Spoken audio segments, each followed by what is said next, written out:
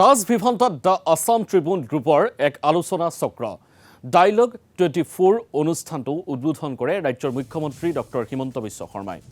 অনুষ্ঠানত উপস্থিত কেন্দ্ৰীয় মন্ত্ৰী জ্যোতিৰাদিত্য সিন্ধিয়া, লগতে উপস্থিত থাকে গুৱাহাটী বিশ্ববিদ্যালয়ৰ উপাচাৰ্য ডক্টৰ ননীগোপাল মহন্ত।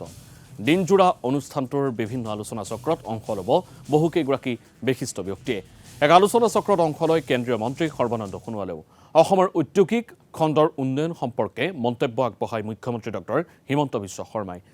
মুখ্যমন্ত্ৰীগৰাকীয়ে কেইবাটাও গুৰুত্বপূৰ্ণ বিষয়ৰ ওপৰত সংবাদ মাধ্যমৰ আগত মন্তব্য প্ৰকাশ কৰে। পৰেশ বৰুৱা আৰু আলফা সন্দৰ্ভতো মন্তব্য প্ৰকাশ কৰি মুখ্যমন্ত্ৰীগৰাকীয়ে কয়, পৰেশ বৰুৱা আলফাক মই নিশ্চিতভাৱে ধৰি ল'ম, তেওঁলোকে ৰাজ্যৰ বাবে কাম কৰে। তেওঁলোকৰ গানৰ ভিডিঅ' দেখিলে গম পোৱা যায় অসম আৰু অসমীয়াক ভাল পায় বুলি। মই ভাবোঁ অসমত তেওঁলোক পলিটিকেলি এক্টিভিটি থাকক আৰু কিন্তু মিলিটেণ্ট এক্টিভিটি থাকিব নালাগে। অসমক ভাল পাই যেতিয়া অসম আৰু অসমীয়াক বোমা দি কি লাভ হ'ব বুলিও প্ৰশ্ন কৰে মুখ্যমন্ত্ৰীগৰাকীয়ে।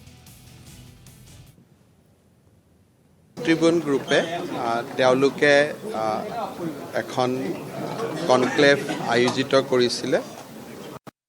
নতুন অসমৰ ভৱিষ্যৎ দৰ্শন, অসমৰ ভৱিষ্যৎ কেনেকুৱা ধৰণে মই দেখা পাওঁ আৰু অসমৰ ভিতৰত বিভিন্ন সমসাময়িক সমস্যাবোৰ সমাধানৰ বাবে আমাৰ প্ৰচেষ্টা কি হোৱা উচিত তাৰ বিষয়ে কিছু ক'বলৈ সুবিধা পালোঁ। আটাইকে মই ধন্যবাদ।